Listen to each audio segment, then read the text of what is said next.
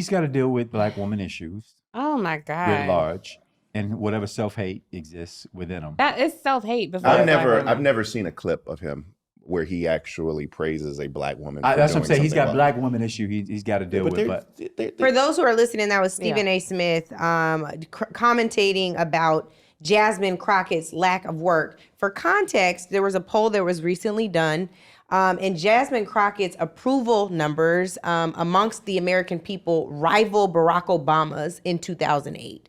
So just for context. What is this poll and where was it done and who was spoken to and how many people and what's the sample size? And did they poll everybody or did they just poll us? Stop, man. Just stop. Let me hear the rest of this nonsense. He is on an island unto himself. because people for some because people see her largely working on our behalf. And I also want to say we recently had Jasmine Crockett on. It was on my solo pod, and Jasmine is on the show talking about having to go get fit for a bulletproof vest. So this is not the time for this. Yeah. And I promise you, nobody gives a flying F about Jasmine Crockett and trying to take her out. She is a threat to nobody, and nobody, like, she's just she's a talking head, to put it lightly. And I hate when these suckers, and this is what we talk about when it comes to simping, right? Because they'll say something like, oh man, I've never seen him praise. They must got a problem with black women. No, that's not necessarily true. Or maybe they're just criticizing your talking points because they don't necessarily rock with what it is that you stand for from a political perspective. It has nothing to do with celebrating a black woman or anything like that. Stop it, bro. And then, like, if that's the strongest argument that you have against Stephen A., we got a bigger problem on our hands. it is very dangerous for this. So I hear you even on the danger, even on campuses, but I wanted to bring this in because this is the kind of messaging they're hearing on their sports platforms, on talk radio, all the time. There is a growing divide between black men and black women. Oh my God. And I think that some of them are also leaning more conservative in their talking points. She's a congresswoman from Texas, and Texas has this open carry law. Governor Abbott is such a dangerous, problematic person. He sets up a false argument. Yes. How much attention is this taken away from you getting whatever you need for your district? The Republicans control the House of Representatives, the Senate and the White House. They not letting her get ish for her districts. And so the best she can do right now, not just for her district, but for the country, is to speak up and hold them to account at every single level. This is the worst ever, bro. And I can't wait to break this down in its entirety, but I can't stand a simp. I really can't, bro. Let me hear the rest of this. Or let me hear a good portion of it, and then we're going to come back and break this down. She does. Are there black men that's listening to Stephen A. Bakari? Yeah, of course. I mean, but they would take that and take it seriously. There are people who like white men. Yeah, and they think that they think that Jasmine Crockett talks with her neck. No, I'm not just saying it's too loud and snaps her fingers and all that, and they caricature her like he's doing. Yeah. And so my point though is that I didn't like the back and forth with Jasmine Crockett and Nancy Mace or whoever it was, right? But Nancy Mace is the one that got violent. She was the one that said, "Let's take it outside." I know them both very well. Taylor Greene. I know them both very well, and that just because I was in the legislature, so I look at that totally different. However, I will tell you that there is a through line between the Ice Cubes and the Jason Whitlocks and the Stephen A. Smiths, and these individuals and. Ice Cube may be slightly different than the other two, but these individuals have been around since we have been on this freedom struggle. There have always been individuals out there which exhibit behaviors of charlatans who utilize, some people are in it for the change and some people are in it for the change, right? And I think that that's indicative. And they find the easiest path to the front of the line. And Stephen A. Smith is someone who doesn't have the depth to talk about the easiest path to the front of the line about House oversight or the appropriations process, right? And how you're able to bring resources back to your community or what Jasmine is doing. So he rather lampoon her or instead of having a constructive conversation. And so I've said similarly to how Jasmine Crockett lampoons other people, like Republicans that she doesn't necessarily care about because she's not necessarily speaking on the issues and the problems and how to solve them and working across the aisle. And she also was elected at a time, or she's had power the majority of the time when the Trump administration wasn't even in power. But let's continue. I've had to say about Stephen A. Smith in my book, anywhere I can. I don't have a lot of use for him in the political dialogue. I think that there are individuals who he matriculated with at Winston-Salem State University that are extremely disappointed about the man he's become. It's so disheartening to me. It's frustrating, one, because anytime we speak on this, it's like man haters and all this. But I feel such confidence in Black men. I've never bought into the idea that all these Black men are voting for Trump. Like, they vote overwhelmingly Democrat. We're pretty much in line with each other. What you all are saying is no, they are, and the data shows that there have been inroads among Black men. I want to ask why, because it is frustrating to me, and it feels heartbreaking, to be honest, because we are impacted by this system as well. It's not a matter of who's impacted worse. We're impacted differently. We sit at the intersection of being Black and being women. And so when men are frustrated with this system, it feels like they fight us. And I would put Stephen A. Smith in that category too. I'm mad at y'all for having joy. I'm mad at y'all for having success. I'm mad at y'all for surpassing us on college campuses. And so it's a small sect of men that are so angry and hurt that they're willing to align with the people who oppress us. What am I getting wrong?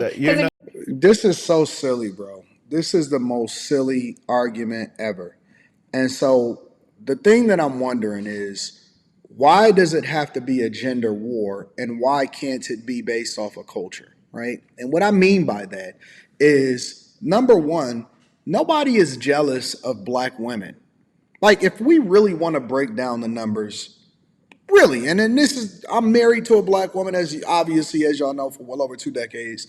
I don't know what their situation is, nor is it relevant, but let's have a conversation really quickly. We know that you guys are the most in debt, but yet you say you are the most educated. But the things that you've educated yourself in is not necessarily beneficial to yourselves or to society. We know that you have the most student loan debt. We know that, you are the least married. We also understand that exponentially you are the most single mothers, like, across the board, right? So when it comes to you guys deciding and determining what is supposed to happen within a culture, if we even go back to Barack Obama, right? Because identity politics has plagued the United States of America and the Black community at large. If you want to go back to Barack Obama, how has he benefited you specifically? He has not. There has not been any Democrats that has benefited the Black community or America at large, right? And so when we start to divide ourselves, because I look at this podcast to an extent as a Black supremacy pod, which I still support freedom of speech and no censorship. When I look at them saying this type of thing, who is oppressed? Who the F is oppressed? That's what I'm trying to understand. And how do they look at somebody? And whenever you have a difference of opinion, right? Whenever you see things differently from them, then it automatically becomes, why aren't you aligned with us? Well, why can't men like Stephen A. Smith and myself and whoever it is that they want to identify, which, I know that they would never identify me because I'm on a whole nother level when it comes to the way that I live my life and my ability to be able to communicate effectively as far as my thoughts from a political perspective and how to swing the election in my specific city or in my state. The thing that I have to ask myself is, why aren't y'all aligned with us? And why do they keep trying to bully men, specifically Black men, to come over to their side, which is a tragic mistake? Biblically speaking, women are not even supposed to be the ones that are telling men what to do. Let me hear the rest of this foolishness, bro. You listen to Stephen A. Smith and you find anything other than some absolute, pure, self-hating, little dick energy nonsense from that. As usual, we knew it. We knew it. It always comes back to an ad hominem attack. This is foolishness. This is the reason why she's no longer on MSNBC and her show is trash. This is the reason why, all of them are formers instead of, people that are pushing the culture forward and has a voice. And it's not because they have been censored, and it's not because they are black. It is because they don't know what they're talking about. They're trash. They're not really anything that anybody should look up to from a political perspective.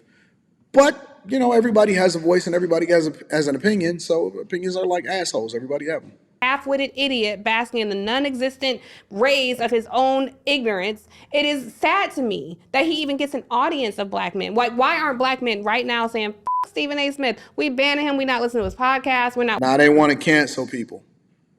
Trash. Cancel culture is dead. People are able to have their own opinion. And I don't even necessarily feel one way or the other when it comes to Stephen A. Smith. But I support his right to be able to say what he want to do. But they want to now remove your ability to earn and talk about rallying against Stephen A. Smith. Nah, we not doing that no more. Watching his show anymore. That's what black women do. We organize. Yeah, but you asked the question why. Yes, tell me why. So, by the way, I love the usage of adjectives. I'm sure I messed it up somewhere. But the answer to the question why is kind of twofold. Black men showed up. We were the third largest demographic voting for. You had black women, you had Jews as a collective, and then you had black men, somewhere between 74, 76% voting for Kamala Harris. And so, yeah, it's not a large number. We still are there. But the slippage you've seen is twofold. The first is that there's been no party, no group, which for the past 20, 30 years has taken the time to listen to black men holistically. And many times we are spoken to about policy. That policy revolves around things like criminal justice. Mm-hmm. But weed.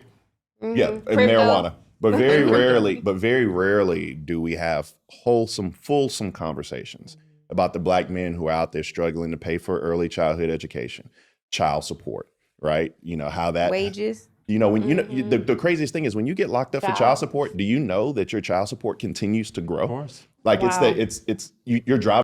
He's absolutely right on that point. So I will give them credit because I'm objective enough to be able to call a spade. And so I don't think that holistically people are looking. But I mean, that's partly our fault also, because if you just vote across party lines, you definitively vote across party lines, why would they start to petition you as to what it is that you want? During this past election, they asked black men what they wanted, and they said that at large, they wanted to update family court laws, and that just went on a death. Nobody cared. Let me know what y'all think inside of the comments. Make sure I'm going to break this down all the way on Millionaire Morning Show in the morning.